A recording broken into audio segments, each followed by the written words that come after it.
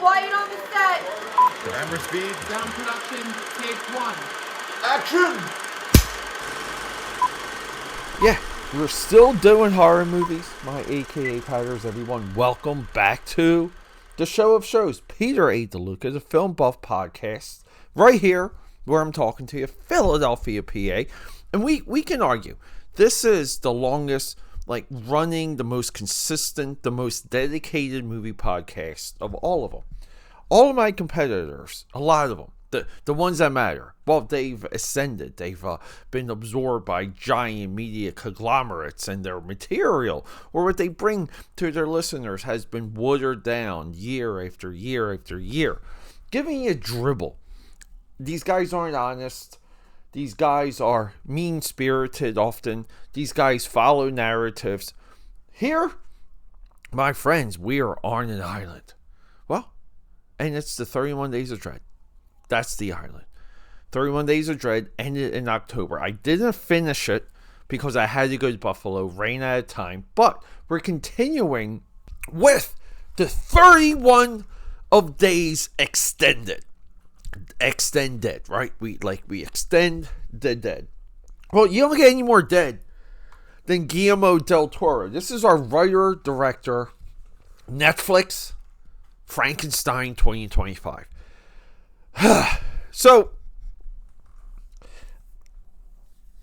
it's almost as if it's tough for me to think about this in the proper light, my AKAPADers. Did Netflix miss the boat on just the release for this?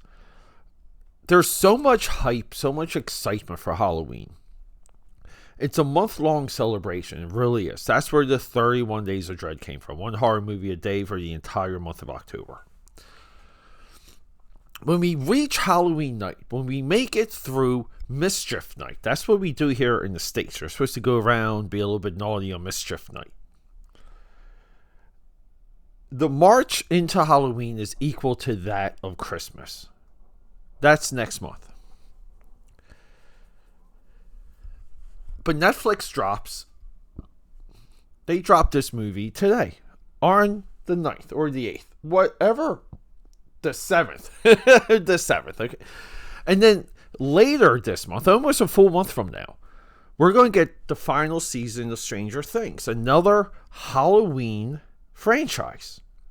So we have the first great horror novel ever written, adapted by Guillermo del Toro, a horror aficionado. He's a guy that likes the weird, creepy thing. We see it in everything he's done. We love him for it. But then, everything happens in November. So, rolling this in, maybe like a week out from Halloween, into the Halloween excitement. I think this is 2 weeks too late. I'm not seeing hardly any excitement or traction of this at this time, right now, on social media, in my analytics.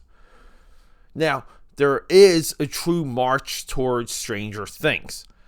Stranger Things, they're rolling out all of their merchandise. Everywhere you go in Philly, there's Stranger Things food all over the effing place. Stranger Things is not Frankenstein. And watching this, listen, can we talk about the ending? And we do have to compare this to Ken. I don't think this is better than the Robert De Niro, Kenneth Branagh, Mary Shelley's Frankenstein. I just don't. When it comes to Guillermo del Toro, this is his best movie since 2013, Pacific Rim. A movie at the time I hailed, and I still do, as the next Star Wars. But the hype for that is way gone. The sequel kind of destroyed that.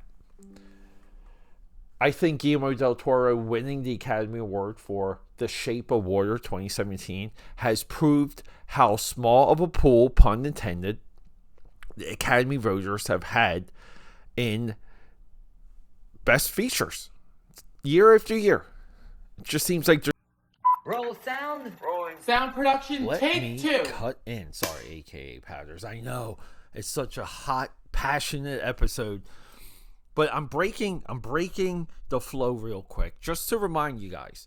If you want to support me, one of the best, easiest, and free ways to do it, leave a comment. Give me a like. I know there's someone out there that you know that loves film as much as I do, that love the film industry as much as I. Show this to them. Comments, likes, and reviews, positive or negative, it doesn't matter. We need to increase our reach, and to do that requires you. Your involvement in everything that I do. We're linked. We're forever bound. You're the membrane. I'm the muscle. So guys, let's just do it. One review. Do you have it in you? Okay, back to the show. There's not enough films to fill up 10 slots, let alone 5. It should always be 5 nominations.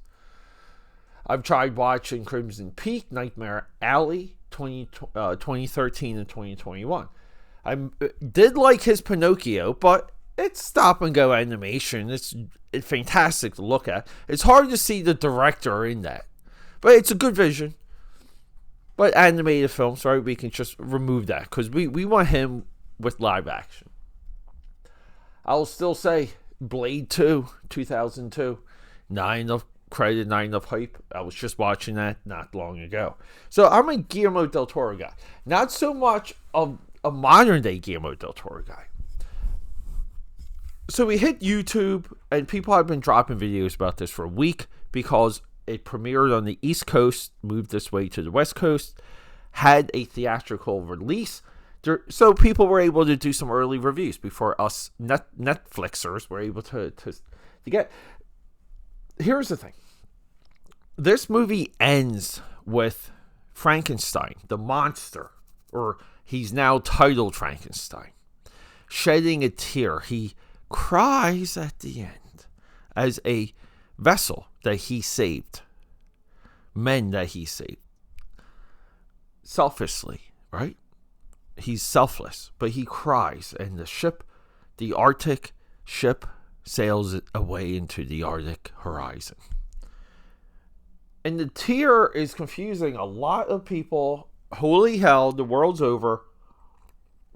No exaggeration, my AKA Powders. People have lost the ability to read a film, to inject a little bit of themselves into it so they can see the vision of the filmmaker.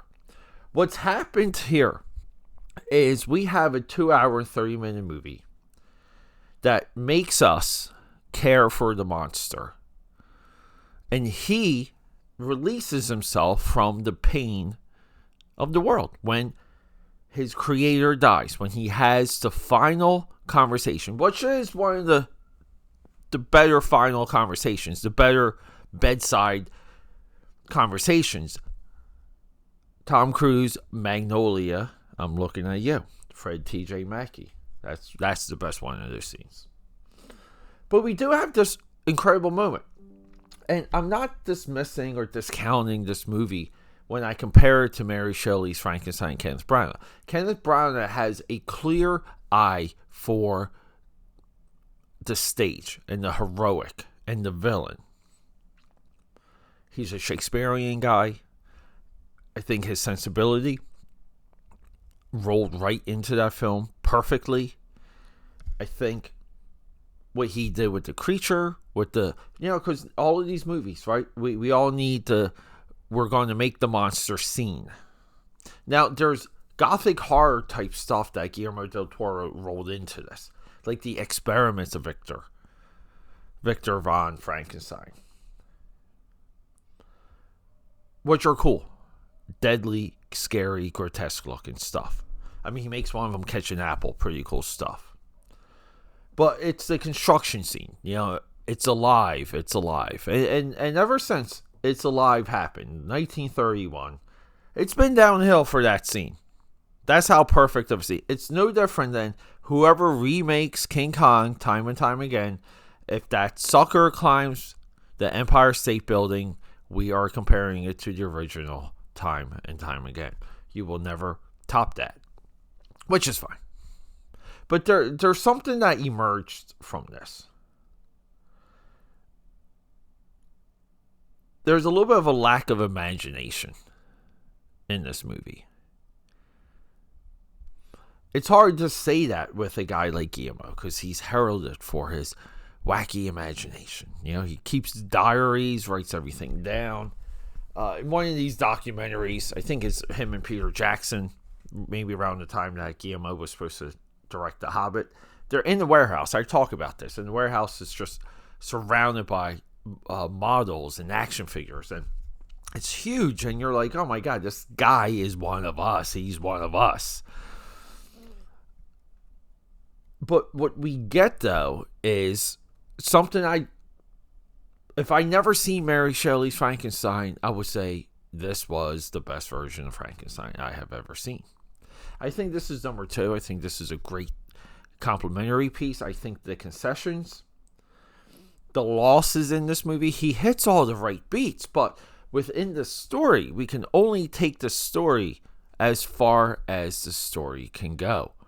Visually, through the narration, through the timing of it all, the flow of the tragedy, right? That the Frankenstein's monster needs to be beaten down to a pulp, and then he can release himself, which is what happens here. I think what we get at the end, it's, again, better, maybe more communicated than what we have with Mary Shelley's, but it's still not there. The creation scene, the electricity, right? He's talking to his guy, his Igor, and he's like, I need a silver pillar here to channel lightning, and we all know, right? It's going to be a crucial scene. He's going to emulate Christ with the creation of Frankenstein, yada yada yada, right? My AKA Padders, but.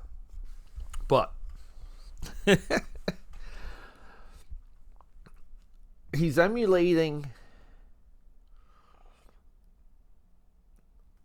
almost emulating himself with this. Because it's just not there. I always thought the electric eels in Mary Shelley's Frankenstein were corny and dumb. At one point, I thought that was the sticking point of that. I think the electric eels are one of the better solutions to carry the charge to bring the creature to life than what we have here and what we have seen. I think what we see here is it's on the level of a Van Helsing, Stephen Sommers, but we get a unique looking Frankenstein. We get a Frankenstein's monster that looks perfect. He is the perfect creature of his creator. We get some good scenes where we're trying to educate the creature. Mia Goth, awesome, fantastic, incredible death scene. The blind guy gets eaten by wolves alive, adding to the despair of the monster. Once the monster is able to release himself of Victor Frankenstein, his creator, he releases these men. He sets these men free. Now, are we in position for a sequel? We are. But I think when it comes to what was in the book, the original tale, those pages, I think this is a step back. I'm a little tired of Guillermo's, like he does this thing, like Wes Anderson, like, there's Victor suffers the death. This is where he gets somewhat obsessed with death. And it's Guillermo del Toro. It's a kid. It's a funeral, and there's like these weird caskets, weird looking funeral where people are just draped in white. It just doesn't look like it's coming from an old English estate. And then we get this vision of an angel of death, and it's like, okay, like Guillermo, I get it. Everything you do needs to have some type of winged creature in it. Do you guys see where I'm getting at, AKA Padders? I mean, this film is a recommendation just off of the spectacle of it. Great credit sequence. The penmanship being the title and the credits, maybe could have come up with something else. This movie costs 120 milli. Holy crap. How does Netflix make this back? They have a way. I mean, this movie will spark conversation. People, it's just, I don't see it as a viral sensation. I don't see it as must-see entertainment. And I don't see it better than Mary Shelley's Frankenstein with Kenneth Branagh. And that's it, aka Powders, for the 31 Days of Dread Extended. Let's go. Okay, that's a wrap.